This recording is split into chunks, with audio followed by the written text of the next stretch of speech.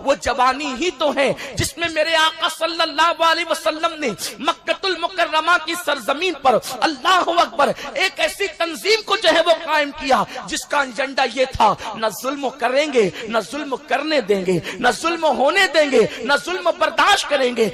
انسان وہ ہے اور انسان کی جوانی وہ ہے. قلندر لاہوری نے سارا تمغہ کامیابی کا اپنی صدی میں اگر کسی کو دیا ہے تو وہ جوانوں ہی کو عطا کیا ہے. اسی لیے تو کہتے ہیں ستاروں سے آگے جہاں اور بھی ہے ابھی عشق کے امتحان اور بھی ہے. تو شاہی ہے پرواز ہے کام تیرا تو شاہی ہے پرواز ہے کام تیرا ابھی تیرے لیے آسماں اور بھی ہے. اور کہتے ہیں عقابی روح جب بیدار ہوتی ہے جوانوں میں نظر آتی ہے ان کو اپنی منزل آسمانوں میں نہیں. تیرا نشیمن قصر سلطانی کے گنبد پر تو شاہی ہے بسیرا کر پہاڑوں کی چٹانوں میں. اس میرے آقا علیہ السلام کے دیوانوں یہ جوانی ہی تو ہے کہ جناب ابراہیم نے بتوں کو توڑ کر کے جو ہے وہ نارے نمرود میں چھلانگ لگائی تھی. بے خطر کود پڑا آتش نمرود میں عقل ہے محو تماشائے لبے بام ابھی. یہ جوانی ہی تو ہے جس میں جناب یوسف علیہ الصلوۃ والتسلیم مصر کے بازار میں کھڑے ہوئے نظر آتے ہیں. یہ جوانی ہی تو ہے جناب ایوب علیہ السلام بیماری کو جھیلتے ہوئے نظر آتے ہیں. یہ جوانی ہی تو ہے. اللہ اکبر سعد ابن ابی وقاص اپنے سینے پر مصطفیٰ جان رحمت صلی اللہ علیہ وسلم پر آنے والے تیروں کو لیتے ہوئے نظر آتے ہیں اور یہ مجدے جا فضا سنتے ہیں. فدا کا امی و ابی یا سعد اے سعد تجھ پر میرے ماں باپ قربان ہو جائیں. یہ جوانی ہی تو ہے کہ فاتح اندلس جناب طارق ابن زیاد کشتیاں جلاتے نظر آ رہے ہیں. یہ جوانی ہی تو ہے کہ محمد ابن قاسم سندھ کی سرزمین پر اسلام کا پرچم لہراتے نظر آ رہے ہیں. یہ جوانی ہی تو ہے. اللہ اکبر حضرت صلاح الدین ایوبی بیت المقدس پر اسلام کا پرچم لہراتے نظر آ رہے ہیں. اقبال نے صرف شاعری نہیں کی ہے اپنی 1300 سالہ تاریخ کی عکاسی کی ہے. عقابی روح جب بیدار ہوتی ہے جوانوں میں نظر آتی ہے ان کو اپنی منزل آسمانوں میں نہیں ہے. نہیں تیرا نشیمن قصر سلطانی کے گنبد پر تو شاہی ہے. اگر واقعی شاہی ہے کوا نہیں ہے.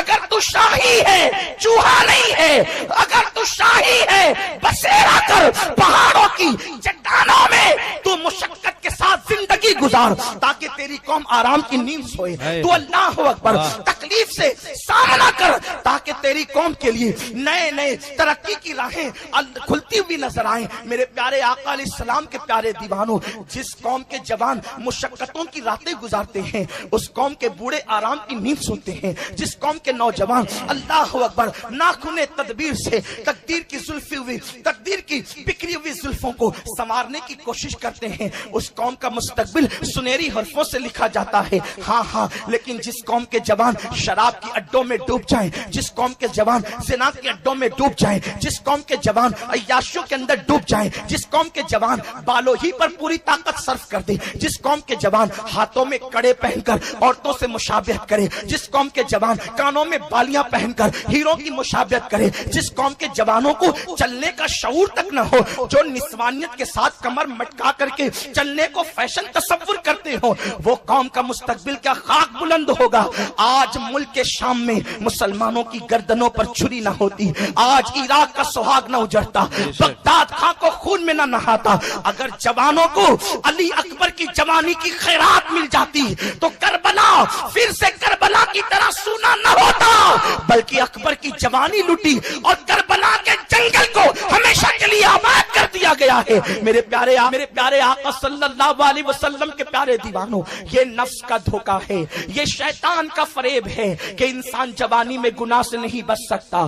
کیا خیال ہے صحابہ کے بارے میں وہ بھی تو جوان ہی تھے. سارے صحابہ تو بوڑھے نہ تھے وہ بھی تو جوانی ہی میں انہوں نے کلمہ پڑھا تھا. سیدنا فاروق اعظم نے 38 سال کی عمر میں کلمہ پڑھا ہے. حضرت ابو موسیٰ اشعری نے 32 سال کی عمر تھی جس وقت آپ قاضی بنائے گئے تھے. مولا کائنات نے 8 یا 9 سال یا 10 سال کی عمر میں کلمہ پڑھا تھا. آپ اندازہ فرمائیں حضرت خالد ابن ولید نے عین شباب کے عالم میں کلمہ پڑھا تھا بلکہ ان کے لیے تو گناہ سے بچنا بہت زیادہ مشکل تھا اس لیے کہ جن کو ماؤں کی گود میں شراب پلائی گئی ان کے لیے شراب چھوڑنا کتنا مشکل تھا. جہاں پر اللہ اکبر ماؤں کے ساتھ زنا کیا جاتا تھا اس گندے سماج میں زنا سے بچنا کتنا مشکل تھا، لیکن انہوں نے مصطفیٰ جان رحمت کو دل دیا تھا، آقائے کریم کو دل دیا تھا، اس لیے وہ جانتے تھے کہ جس کو دل دیا ہے اس کی باتیں بھی تو مانی جاتی ہے۔ میرے حالت میں موت آتی، کاش کہ میرے جوان بھی اس حدیث کو دل کے کانوں سے سن لیتے اور دل میں رکھ لیتے۔